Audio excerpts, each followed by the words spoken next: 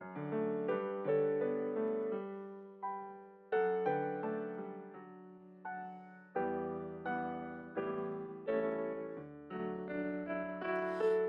hogar es el lugar donde encontramos un refugio de paz y aceptación. Aunque no compartamos opiniones,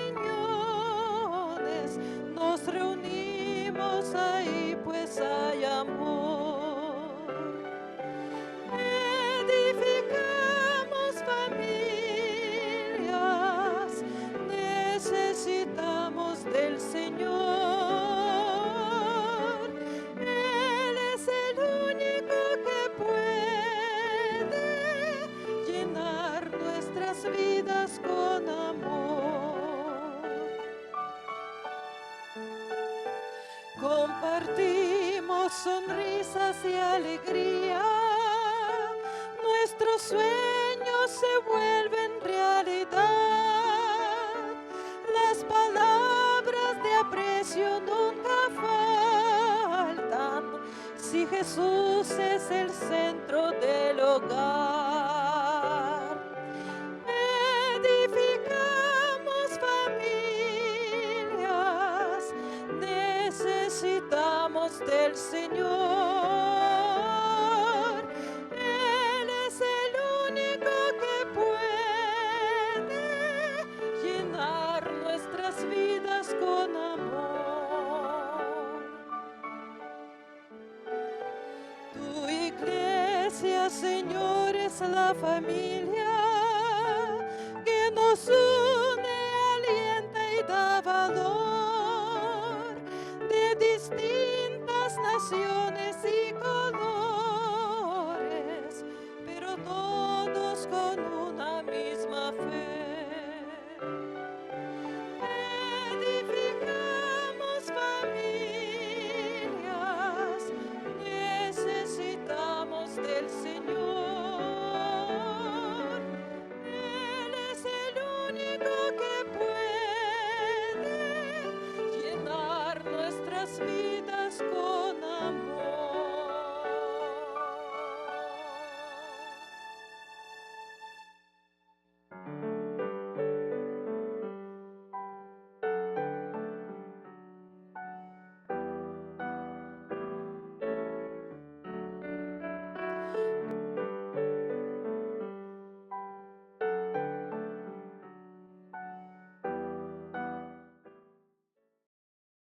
Bienvenidos sean, queridos hermanos, agradecimiento hay en este día por permitirnos entrar a tu hogar por medio de la red de canales del Evangelio Eterno. En este día estamos llevando la familia, estamos suplicando al Señor que Dios edifique cada día el hogar y que ese cimiento que es la palabra de Dios esté en nuestros corazones. Este día, como matrimonio, como ministerio de oración, venimos a darte la bienvenida. Sergio Huerta, Yolanda Huerta, Ministerio de Oración. Agradecimiento hay por el matrimonio, por la familia, que es sagrado para el Señor. En este día, hermanos, Dios nos va a estar hablando acerca de los planes de salvación, acerca de los planes y dirección que tiene para cada padre y cada madre para edificar hogares, si Cristo mora en cada hogar. Por eso en este día te invitamos, querido hermano, a que abras las puertas de tu hogar y el invitado especial sea la presencia del Espíritu Santo, que a través de la intervención divina de Cristo edifique la casa. Por eso en este día estaremos llevando, hermano, el matrimonio. Te doy la bienvenida. Y quisiéramos, Sergio, consagrar este tiempo de oración, este tiempo de familia a la presencia del Señor, porque hay hogares, hay familias que estamos pasando muchas veces pruebas, situaciones, porque el Señor prometió, hermanos, que en cada situación difícil Él estaría con nosotros. La vida del cristiano, hermano, no es fácil. La vida del cristiano habla de una guerra espiritual y la guerra espiritual la vencemos de rodillas.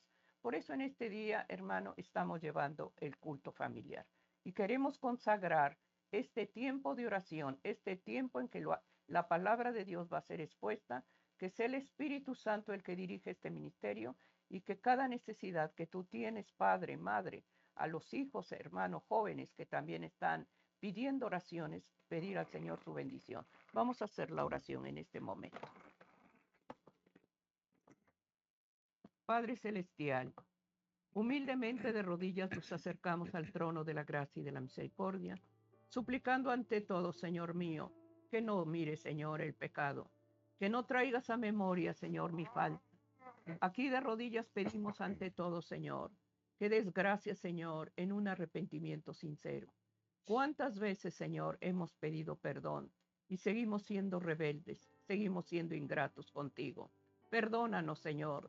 Nuestro hogar se tambalea, nuestra familia se divide, y es porque tú no moras ahí. Te pido humildemente, Señor, que tu presencia toque corazones y des gracia en la convicción. Hacemos oraciones, Señor, para que el espíritu de oración siempre esté en el Padre, en la Madre, y que a través de nuestras oraciones y de tener una compañía contigo, tú nos instruyas y nos diriges. Dirige los hogares, las familias, dirige al Padre y a la Madre, y da gracia en una protección divina para nuestros hijos y nietos.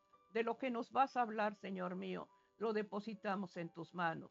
La realidad no se oculta y es la verdad, Señor mío. Te pido que tú cubras lo que vas a hablar en este día y que des gracias, Señor, en derramar favor y gracia en este ministerio. Bendícenos, Señor Jesucristo, y sobre todo te doy gracias por perdonarnos y reconciliarnos nuevamente. En el nombre de Jesús, amén, amén.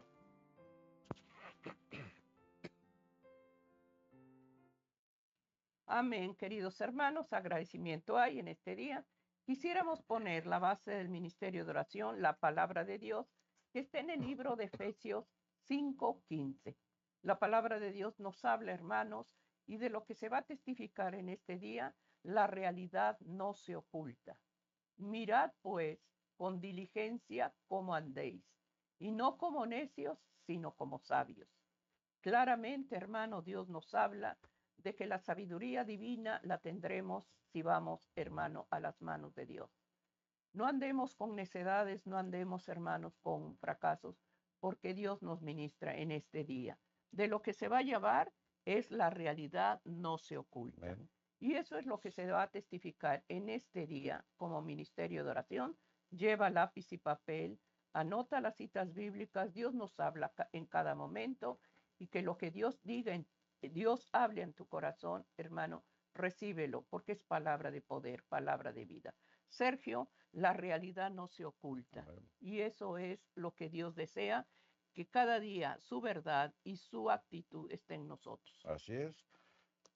Cuando se oculta algo es porque está mal. Cuando se oculta algo es porque se está actuando de una manera incorrecta. Cuando nosotros ocultamos algo, lo tapamos con una mentira. Lo opuesto a la realidad, hermanos, precisamente es eso, la falsedad y la mentira. Por eso es que la realidad es una verdad efectiva que existe. Es una verdad efectiva que se puede comprobar.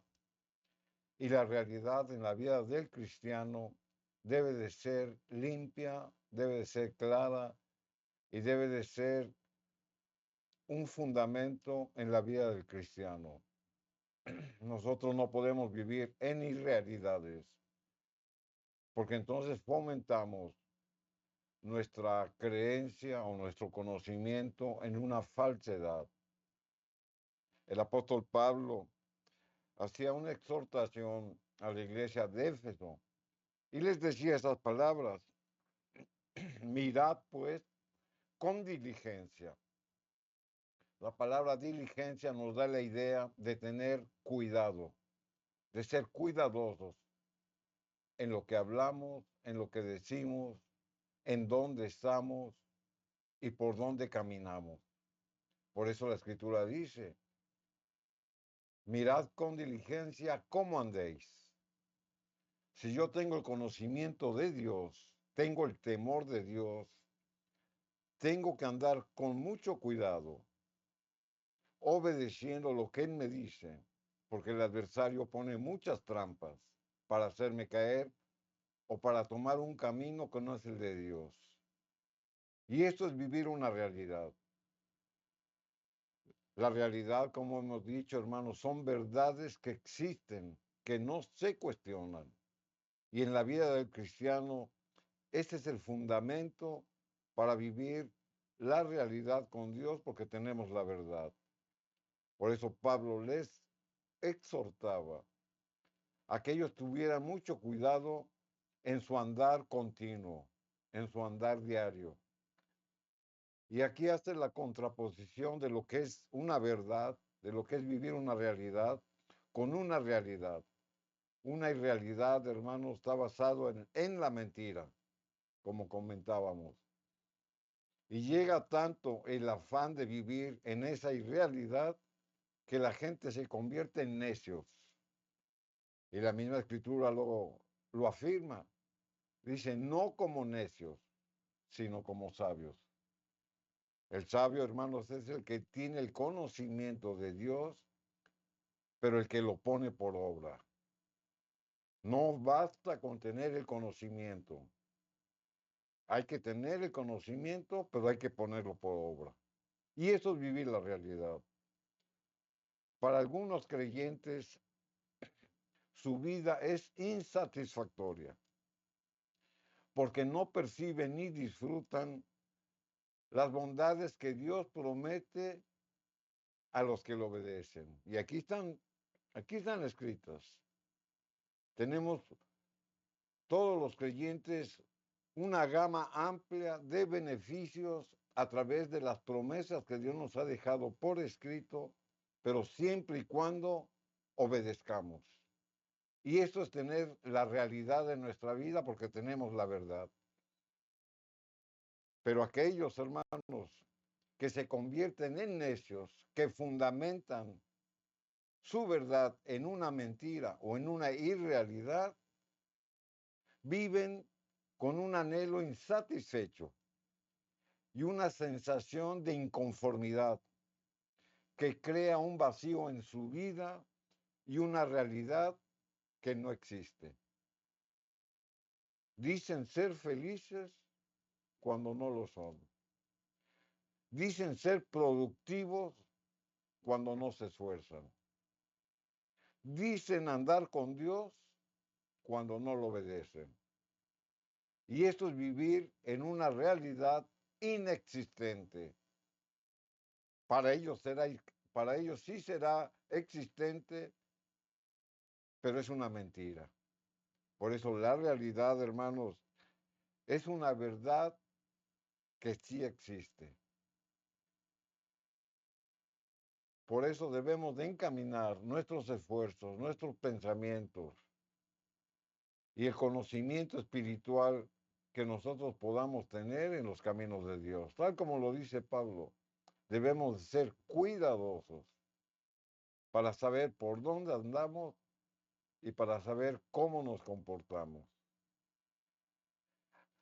Aquí en el libro de Proverbios, en el capítulo 12 y el versículo número 15, la escritura dice, hablando de aquellos que viven una irrealidad en su vida, que fundamentan su verdad en una mentira y caen en una necedad. La escritura dice, el camino del necio, y aquí tenemos que observar, hermanos, cómo Pablo nos decía que deberíamos de tener cuidado, mucha diligencia para saber qué camino andamos.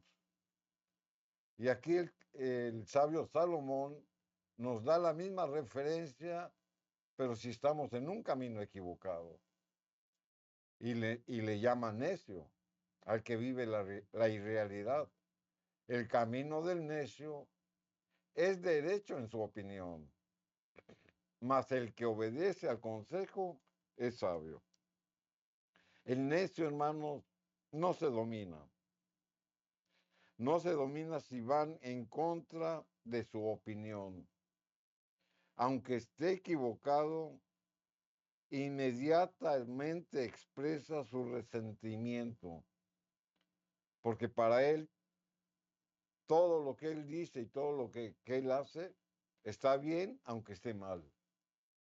¿Por qué? Porque vive una irrealidad, porque fundamenta su verdad en una mentira y por eso cae en la necedad. Sin en cambio, el que obedece al consejo es sabio. Ahí está lo que es la realidad contrastado con la realidad. Y la escritura, hermanos, es clara para que nosotros seamos creyentes, confiando en las promesas de Dios y obedezcamos para seguir sus caminos. Aquí mismo en el libro de Proverbios, en el capítulo 12 y el versículo número 23, la escritura sigue hablando de este tipo de actitudes. El hombre cuerdo encubre su saber, mas el corazón de los necios publica la necedad. La persona cuerda es una persona prudente, es una persona que tiene muy en claro, hermanos, cuál es el temor que tiene de Dios y por qué lo obedece. De una manera voluntaria, hermanos, se ha entregado a creer en las promesas de Dios y a obedecerlo. El hombre prudente o el hombre cuerdo encubre su saber. Es decir, todo lo que el conocimiento que él tiene de Dios lo pone por obra. Habla con sabiduría y habla con mucha modestia. Es un hombre cuerdo, es un hombre prudente. Aunque sepa mucho, hermanos, es un hombre humilde. Es un hombre que es modesto y que habla con sabiduría. Sin en cambio, el necio dice cualquier cosa que se le ocurre porque vive una realidad que no existe. Por eso él publica su necedad para darse a mostrar. Aquí en Proverbios capítulo 26 y el versículo número 4, la escritura dice, no, nunca respondas al necio de acuerdo a su necedad, para que no seas tú también como él. Cuando se empieza a discutir con un necio de acuerdo a su necedad, se rebaja uno mismo a su mismo nivel. Hay hombres que viven en la irrealidad porque están cimentando su verdad en una mentira. Por eso caen en la necedad. Y lamentablemente, hermanos, si no corrigen a tiempo, es una forma para vivir. Hay personas, y tal vez usted conozca a alguien, que dicen una mentira y viene la otra mentira. Y viven a base de mentira. ¿Y por qué? Porque están ocultando algo. Porque hay una irrealidad en su vida. Porque la necedad y la mentira, hermanos, son su forma de vida. Aunque no sepan, opinan. Aunque no sepan, afirman algo que ni siquiera han visto, ni siquiera han oído. Y eso es vivir bajo una irrealidad. La necedad, hermanos, para los que viven en su mundo, que es irreal, los hace sentir en un estado de comodidad. ¿Por qué? Porque lo han hecho una manera de vivir.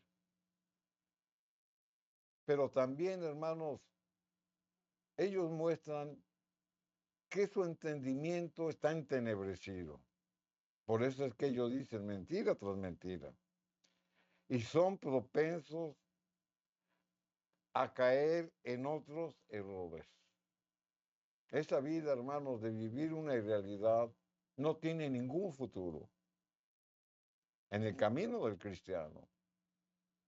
El futuro que tienen, si es que lo llegan a tener, hermanos, es en seguir enredándose en las falsedades, seguir enredándose en las mentiras. Y todo esto, hermanos, va a producir una vida pecaminosa. Por eso podemos entender el día de hoy, hermanos, por qué hay muchas familias con situaciones problemáticas, que traen división, que traen matrimonios inestables, que traen una comunicación que no existe en el hogar, que los hijos, hermanos, se comportan de una manera rebelde, que cada quien hace lo que quiere, pero porque hay una realidad en esa vida y todo tiene es un fondo de ser. Y comentamos esto porque la palabra de Dios nos previene, hermanos, para no caer en esa situación. Es por eso que debemos de reflexionar. O sea, ¿cómo nuestra vida? ¿Estamos viviendo una realidad o estamos viviendo en una irrealidad? El que vive en la irrealidad, aparte de ser necio y aparte de ser mentiroso, vive en un mundo, hermanos, de fascinación. Vive en un mundo irreal. Vive en un mundo, hermanos, donde él se conforma con todas las tentaciones y todos los afanes que este mundo ofrece. Y la gran mayoría de ellos, hermanos, es para desviarnos de los caminos de Dios. Y la finalidad va a ser la pérdida de nuestra alma.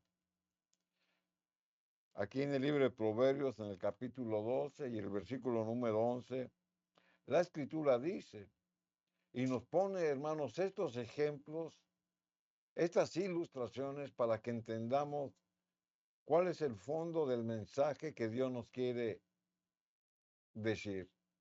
El que labra su tierra se saciará de pan. Es decir, el hombre, hermanos, que está constantemente sometido a la voluntad de Dios, lo compara con un jornalero, con un hombre de campo, que trabaja su tierra, que la cuida, que la mantiene, que la prospera, porque le da fruto y el pan y el alimento que va a adquirir es como un pan que va a saciar sus necesidades. ¿Por qué? Porque se esforzó. Y esta comparación, hermanos, es para el cristiano. El cristiano que está sometido a la voluntad de Dios, que guarda sus mandamientos morales y que está en el camino diario para tratar de desechar lo malo y para tratar de hacer lo que Dios nos dice, es como este jornalero que cuida su tierra, que le es productiva y que tiene asegurada la provisión. Mas el que sigue a los vagabundos, es decir, el que no hace nada, es falto de entendimiento.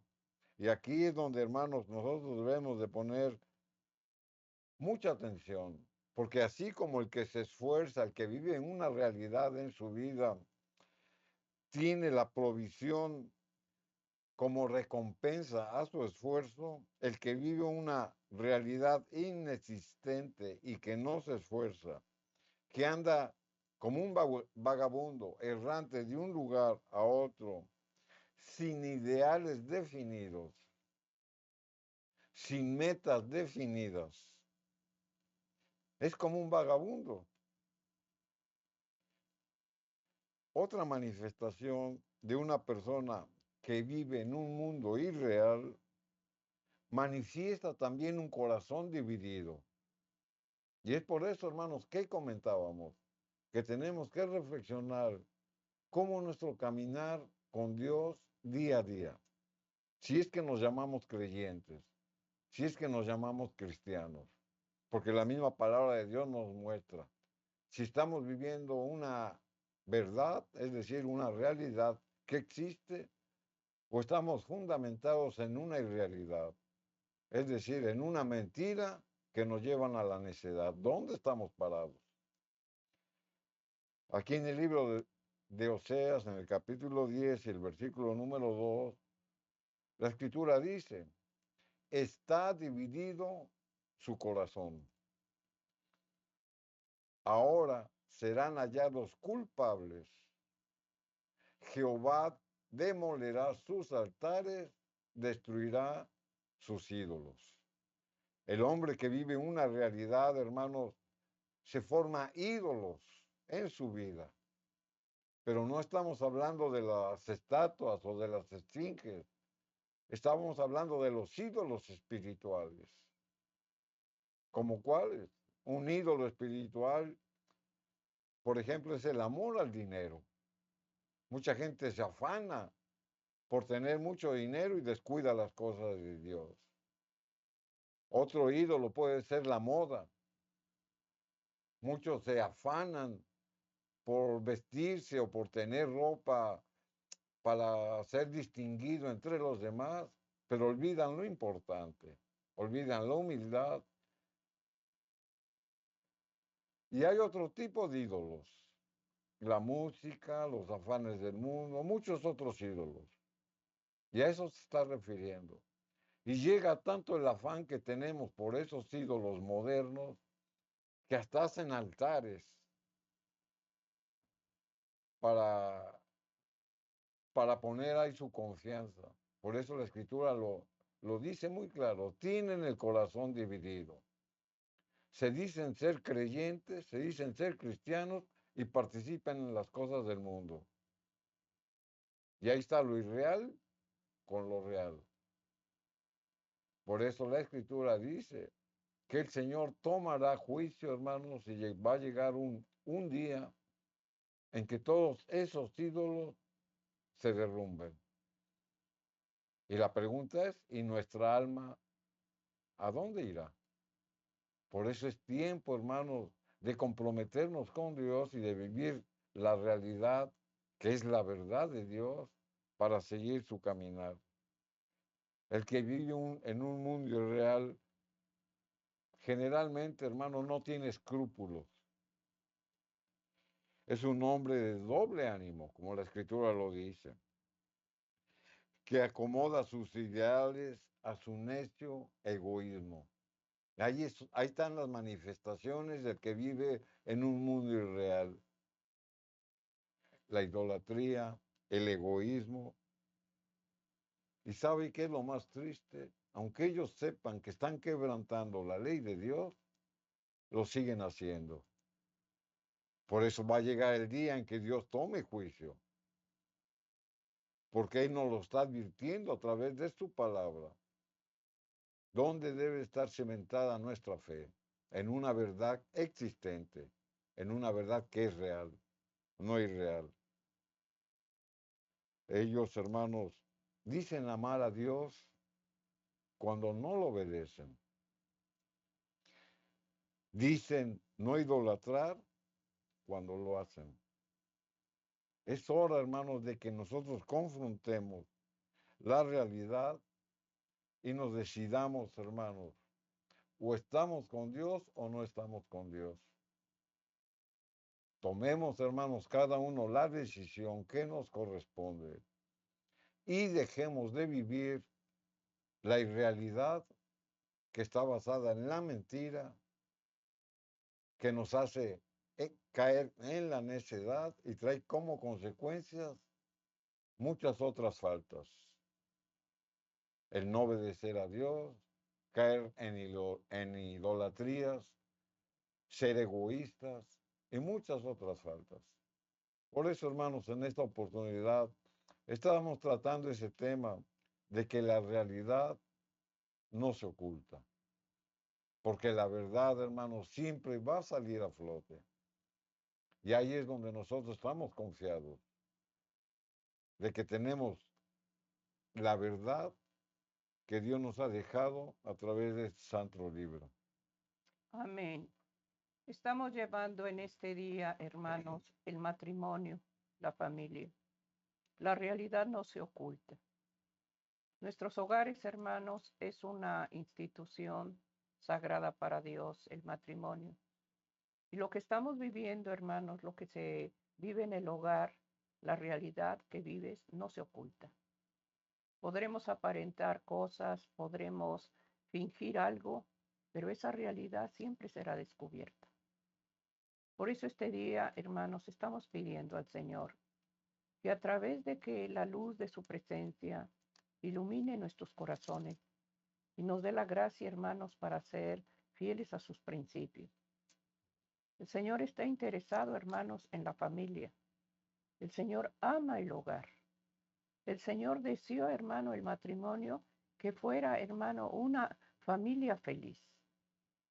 Pero hay otra parte que desea destruirlo, dividirlo.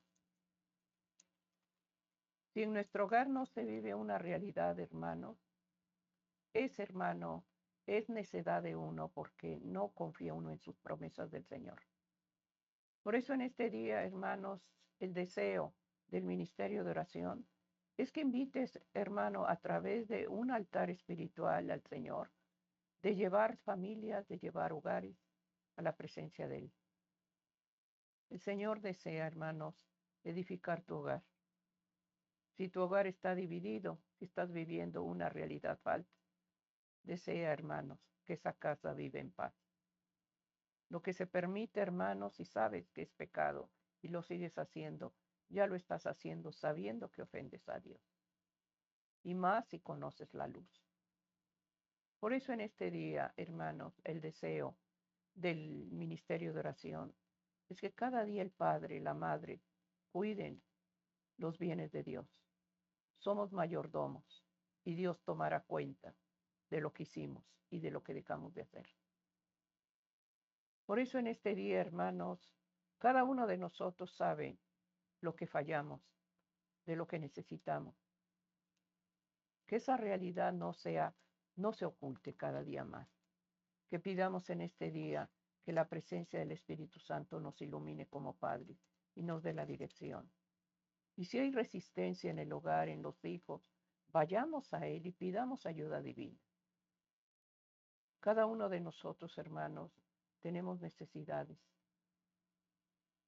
Pidamos en este día que la gracia de su presencia se derrame en esa oración, que eleve ese Padre, que sea Madre. Y si fallamos, hermano, que Dios nos dé la gracia, hermanos, de que podamos llegar a Él a cuentas, que reconozcamos nuestras debilidades, nuestros descuidos. Muchas veces, hermanos, es cómodo dejar un pequeño entretenido con una tableta, con esas tablets que ahora están videos, programas, y el niño está ahí por horas. Cuando Dios nos llama que lo instruyamos en el camino del amor, para que tu hijo se vaya formando el carácter de Cristo. La realidad no se oculta, hermano. Lo que se siembra en el corazón del niño, del joven, eso va a ser en su adolescencia, en su futuro. Por eso en este día, hermanos, pidamos que lo que Dios nos está hablando en este día, anota, hermano, lo que Dios habla. Y cada prueba, cada momento que vivamos, el Señor sea el que nos dirija en esta hora. Como ministerio de oración le pedimos al Señor que cada día tengas el anhelo de la oración, de buscarlo en su presencia, hablar con Él, hermano, exponerle, hermano, lo que en tu corazón, en tu casa está pasando. Y no es porque lleves un reporte al Señor, porque Él no conoce nada. Él sabe, hermano, de lo que tú haces, de lo que participas, de lo que hablas. Para Él no hay nada oculto, pero a Él le gusta que sea sincero, que tu oración sea honesta y sincera. Pidamos en este día, hermanos, que la realidad no se oculte, porque muchas veces, hermanos, queremos aparentar cosas que no son, pero no se ocultan, se reflejan en cada uno de nosotros. Este día, Sergio, Sí. Dios nos está hablando a través de Amén. su palabra. Dios nos está hablando Sí. como padres, como abuelos, para que cada día caminemos en orden y que nuestras oraciones estén en armonía con su palabra. Y reconozcamos que somos los que fallamos muchas veces. Y eso se transmite a los hijos. Así es, la misma palabra de Dios, hermanos, es la que Amén. nos amonesta en algunos casos, es la que nos exhorta, es la que nos instruye, es la que nos enseña. Por eso estamos leyendo los pasajes bíblicos. Amén.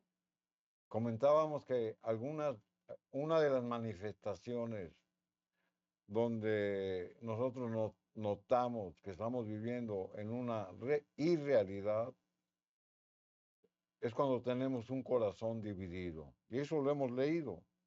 Pero también el profeta Elías, hermanos, le da este mensaje al pueblo, porque ellos estaban también entre dos pensamientos, tantito con Dios y tantito con el mundo.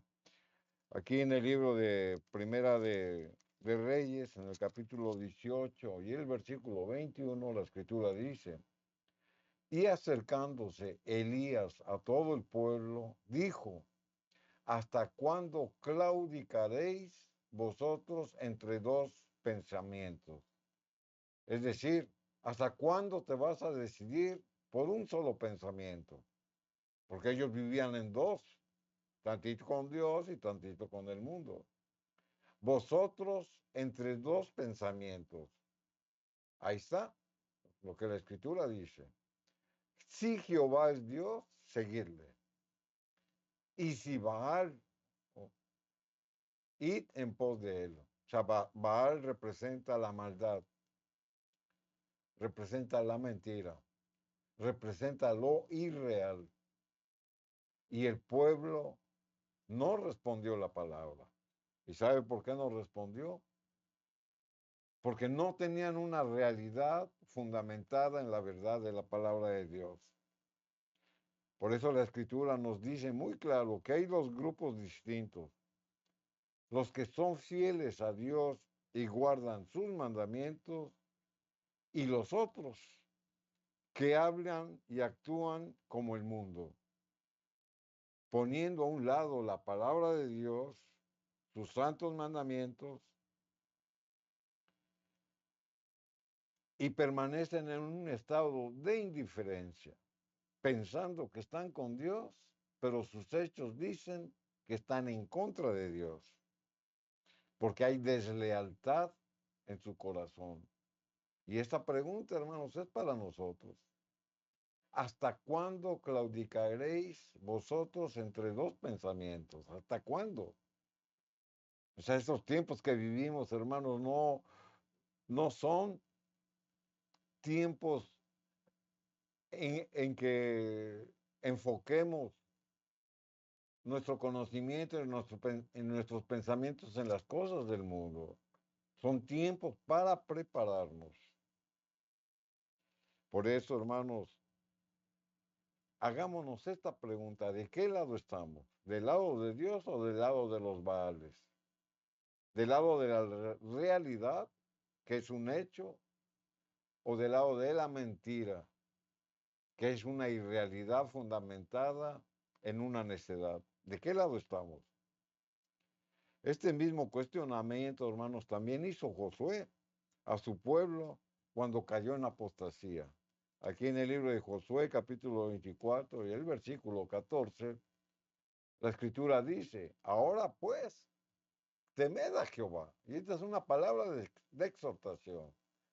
La palabra temed, hermanos, significa respetar o tener un orden con Dios y servirle con integridad y en verdad. Ahí está la verdad. O sea, ser real. Si tú tienes un conocimiento de Dios, debes de ser claro y debes de fundamentar ese conocimiento en la verdad. Y luego dice, y quitad de entre vosotros los dioses, a los cuales sirvieron vuestros padres. ¿Y cuáles son los dioses que sirvieron vuestros padres? Los que los hizo alejarse de Dios. La desobediencia a sus mandamientos, la desobediencia a sus preceptos. Ellos formaron dioses, hermanos, y se alejaron de Dios. Por eso Elías les decía que si crees a Dios, ponete de su lado. Pero si les crees a los Baales, síguelos a ellos. Y aquí los menciona como dioses, a los cuales sirvieron vuestros padres, es decir, vuestros antepasados. O sea, no se refiere a nuestros padres carnales, se refiere a nuestros antepasados. Al otro lado del río y en Egipto. Esto representa, hermanos, la maldad del pecado, donde estuvieron cautivos. Y servid a Jehová. Ahí está la exhortación. Servid a Jehová. Josué sabía que el pueblo ya había sido liberado de la esclavitud. habían estado idolatrando y dentro de un pueblo pagano, pero también había dentro de ese pueblo quienes secretamente fomentaban la idolatría. Nosotros no podemos engañar a Dios. O estamos con Dios o no estamos con Él. Aquí en el versículo número 15 de Josué 24, la escritura sigue diciendo, y si mal os parece, servid a Jehová. Escogeos hoy a quién sirváis. O sea, ya toma una decisión. Si a los dioses que representan la mentira, la falsedad y el pecado, a quienes sirvieron vuestros antepasados cuando estuvieron del otro lado del río, es decir, cuando no tenían el conocimiento de Dios, o tal vez conocían de Dios, pero no lo obedecían, porque estaban en una tierra pagana, en una tierra idolátrica. Y eso representa nuestra vida pasada. El Señor nos rescató de un Egipto espiritual, o sea, de una vida de maldad. A eso se está refiriendo. Cuando estuvieron al otro lado del río, o a los dioses de los amorreos, en cuya tierra habitáis, pero yo y mi casa serviremos a Jehová. Aún en medio, hermanos, de un mundo idolátrico o de un mundo de maldad, Josué decía que él temía y servía al único Dios verdadero junto con su casa. Pero yo y mi casa serviremos a Jehová. O sea, qué pensamiento, hermanos, en el cual nosotros debemos de meditar. Porque la función, hermanos, de los padres está primeramente en el hogar. Es por eso que nosotros debemos de obedecer lo que la palabra de Dios nos dice. No tengamos temor, hermanos, por dejar esa vida complaciente o esa vida irreal donde se nos presentan las tentaciones al alcance de la mano, donde supuestamente uno se siente cómodo, porque el adversario, hermano, nos da esa comodidad. Pero el pago de vivir esa irrealidad, hermanos, es la muerte espiritual. Es por eso que no tengamos temor, porque Dios, hermanos, siempre va a cumplir lo que Él promete. Y eso está escrito aquí en el libro de los Números, en el capítulo 23 y el versículo 19, la escritura lo dice. Dios no es hombre para que mienta, ni hijo de hombre para que se arrepienta. Él dijo y no hará. Esa es la pregunta. Si Dios lo dijo, ¿no lo hará? Habló y no lo ejecutará. La respuesta la tiene usted. Si realmente conoce a Dios, hermanos, Dios nunca miente. Dios lo que promete, lo cumple. Y si Dios nos promete, hermanos, vivir una vida plena, una vida real, para obtener la salvación a través de Jesús, lo tenemos que creer por fe. Y nos tenemos que esforzar por eso. Dios no piensa, hermanos, como el hombre. La comprensión de sus promesas activan nuestra confianza y nuestra fe en Dios. En lo que Dios promete. Y si Él promete restaurar, lo va a hacer. Si Él promete sanar, lo va a hacer. Si Él promete liberar, lo va a hacer. En su tiempo, en su hora y conforme a su voluntad. Por eso debemos de permanecer afianzados en sus promesas. Es hora, hermanos, de que nosotros debemos de despertarnos, porque estamos viviendo en un sueño seductor, donde aun y cuando veamos y comprobemos que este mundo, hermanos, se está convulsionando día a día por diferentes frentes, por diferentes tipos de problemas, no nos quedemos con los brazos cruzados. Digamos como Josué, mi casa y yo serviremos a Jehová, porque confiamos en Él. Tenemos que confrontar la realidad de nuestra vida, pero siempre con la ayuda del Señor. En el libro de Santiago, capítulo 1 y versículo 16, la palabra de Dios nos dice, escrito por el apóstol, amados hermanos míos, no erréis, no te equivoques, no seas engañado, no vivas en una irrealidad. Satanás, hermanos, siempre quiere distorsionar los propósitos de Dios. Él sí engaña, porque es el padre de la mentira. Y quiere que veamos a Dios como responsable del pecado. Y aquí pongamos mucho cuidado.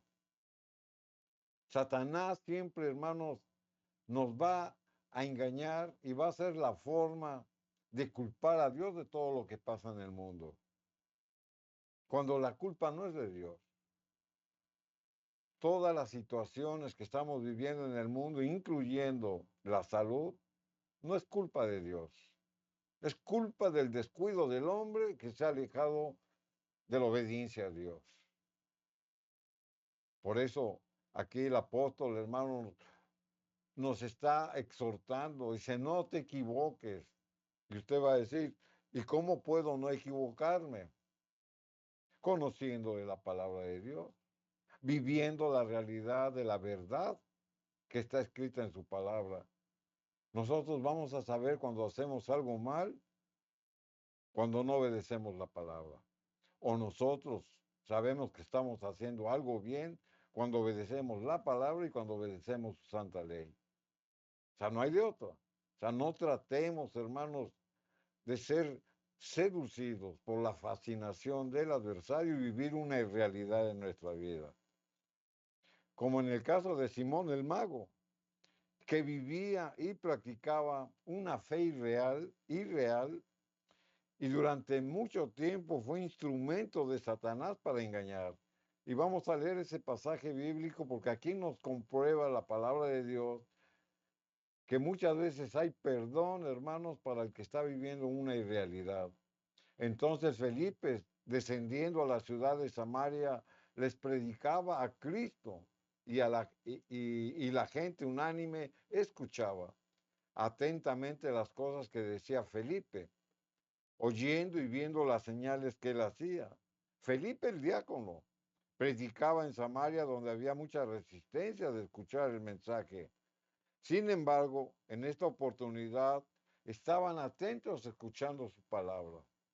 Aquí en el versículo 9 y 10 de Hechos 8, la escritura sigue diciendo, pero había un hombre llamado Simón, que antes ejercía la magia en aquella ciudad y había engañado a la gente de Samaria, haciéndose pasar por algún grande. A este oían atentamente todos, desde el más pequeño hasta el más grande, diciendo, este es el gran poder de Dios. ¿Se da cuenta hasta dónde llega Satanás?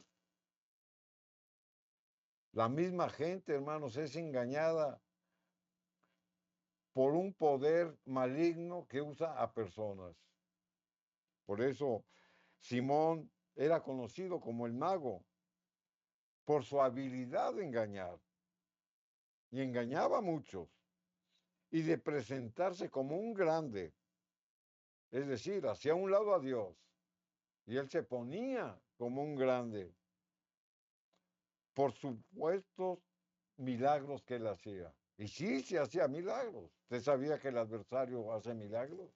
Sí los hace. ¿Para qué? Para engañar. En Hechos capítulo 8 y ahora el versículo 11, la escritura sigue diciendo, y le estaban atentos. Fíjense hasta dónde llega la mentira. Y hay quien tiene la culpa. ¿El que habla o el que lo escucha? El que habla, hermanos, está ya aprisionado por el maligno y es usado por él. Pero los que escuchan, Es porque están entre dos pensamientos. Por eso nos decía el profeta, dice, no claudiques entre dos pensamientos, decídete. Y le estaban atentos, porque con sus artes mágicas les había engañado durante mucho tiempo. No te equivoques o no seas engañado. Esa es la exhortación. Satanás, hermanos, siempre quiere distorsionar los propósitos de Dios y él se engaña. Y él se engaña porque es el padre de la mentira. Y todos estaban atentos. ¿Por qué? Porque sus engaños habían logrado mucho éxito. Y parte de este éxito se manifestaba en una fe irreal. ¿De quién? Del pueblo, de los que lo escuchaban. Pero cuando escucharon a Felipe, el poder de la palabra de Dios, hermanos, los despertó del engaño satánico. ¿Se da cuenta? Cómo en medio de una situación donde la gente estaba siendo engañada, había sido cautiva por la magia de Simón, que no era otra cosa más que el engaño de Satanás, los mantenían, hermanos, viviendo una irrealidad, porque a Simón lo veían como un grande y se olvidaron de Dios, se olvidaron de sus mandamientos, se olvidaron de su palabra. Por eso cuando llega Felipe y predica, hermanos, ellos pueden ver la diferencia de lo real con lo irreal. Pero sigue diciendo la Escritura, aquí en el versículo 12 y 13 del libro de Hechos. Mas cuando creyeron a Felipe, es decir, a un inicio no creían en él, creían en Simón el mago, por sus artes mágicas y por los milagros que hacía. Hoy en día, hermanos, mucha gente vive fascinada consultando a hechiceros, adivinos, adivinadores, leen el horóscopo, leen qué es lo que las estrellas les tienen para su destino. Mucha gente vive fascinada y creen en eso. ¿Por qué? Porque les pasa lo mismo que pasó en los tiempos de Felipe. Vivían fascinados porque Simón, hermanos, los cautivaba con su palabra y con los milagros satánicos que hacía. Por eso dice la Escritura, pero cuando creyeron a Felipe, es decir, creyeron lo que Felipe hablaba, porque lo que Felipe hablaba, hermanos, era un escrito está. Lo que Felipe hablaba era el plan de la redención o de la salvación que a través de Cristo, hermanos, ellos podían alcanzar. Y él les confrontaba con la irrealidad que vivían, de la falsedad y la mentira que los iba a llevar a perder su alma. Y esa es la pregunta. ¿Nosotros creemos realmente en lo que la palabra de Dios nos promete? ¿Nuestra realidad está fundamentada en una verdad? La Escritura sigue diciendo, pero cuando creyeron a Felipe, que anunciaba el Evangelio, ahí está, el Evangelio del reino de Dios y el nombre de Jesús, se bautizaban hombres y mujeres. ¿Y por qué se bautizaban? Porque daban fe a su creencia, porque públicamente ellos hacían un acto de compromiso con Dios y de compromiso a los hombres, de que abandonaban toda la creencia y todo el conocimiento que Simón les había manifestado. Y ahora ellos por fe, hermanos, creían en el Evangelio y creían en el Hijo de Dios y creían en la salvación que Jesús nos promete. Por eso la Escritura dice, se bautizaban hombres y mujeres. Pero en esta segunda parte de este versículo, hermanos, la Escritura nos dice, también creyó Simón mismo. Vino una liberación porque el Espíritu Santo cautivó su corazón, cautivó su mente. Llegó un momento, hermanos, que el Espíritu Santo, hermanos, le mostró la realidad en la que vivía. Y él puso de su parte porque él creyó en su corazón, abandonó, se arrepintió toda la maldad para la cual él se había prestado, hermanos, y también creyó. Desechó, hermanos, la mentira del adversario, desechó el mundo irreal donde estaba viviendo y aceptó la realidad de Jesús, porque le prometía una vida eterna. Por eso la Escritura dice, también creyó Simón mismo. O sea, hay que enfatizar, hay que subrayar, hay que tener en la mente, hermanos, que si Simón fue usado por el malvado para engañar, para mentir, para defraudar, para llevar a muchos a la perdición, él tuvo la oportunidad, hermanos, de arrepentirse. Él tuvo la oportunidad de abandonar esa vida. Y esto mismo es para nosotros. O sea, muchos se sienten encadenados por las maldades que tal vez en el pasado hayan cometido o que les hayan cometido y se sienten, hermanos, aprisionados y cautivados. Por eso la Escritura dice, el mismo Simón creyó también entonces, y habiéndose bautizado, estaba siempre con Felipe y viendo las señales y grandes milagros que se hacían y estaba atónito. ¿Y esto qué nos quiere decir? Que los milagros que él hacía antes venían de parte de Satanás, pero que los milagros que veía a través de Felipe venían de parte de Dios. El poder del mensaje de Dios, hermanos, fue mucho más poderoso que la fascinación de la magia de Simón. Y este mismo quedó impresionado por el mensaje de la salvación, porque era infinitamente mayor que el suyo. Si vives en pecado, hermanos, estás al igual que Simón, siendo instrumento de la maldad. Por ello, te invitamos, hermano, a confrontar una realidad. Y esa realidad es una verdad que está plasmada en su santo libro. Amén. Y que digamos, como dijo el libro de Josué 24:15, mi casa y yo serviremos a Jehová. Es el deseo, hermanos, de el ministerio de oración, que edifique el Señor tu hogar, que el Señor cada día bendiga a la familia. Acércate a Él, hermano, a través del culto familiar y pidamos en este día por tu familia, por el matrimonio. Vamos a consagrar lo que Dios nos habló para que esa palabra vivifique y traiga la unidad a la casa. Vamos a hacer la oración. Padre amado, aquí de rodillas humildemente te damos gracias porque nos has hablado, Señor. Nos has hablado de ti, Señor, y rogamos ante todo que la presencia de tu Santo Espíritu cada día cautive el corazón del Padre y de la Madre. Y que si hay hogares, Señor, que están divididos, si hay familias que están rotas, te ruego en el nombre de Jesús, que des gracia, Padre, para edificar el hogar. Bendice a nuestros hijos, a nuestros nietos, y favorece, Señor, el matrimonio.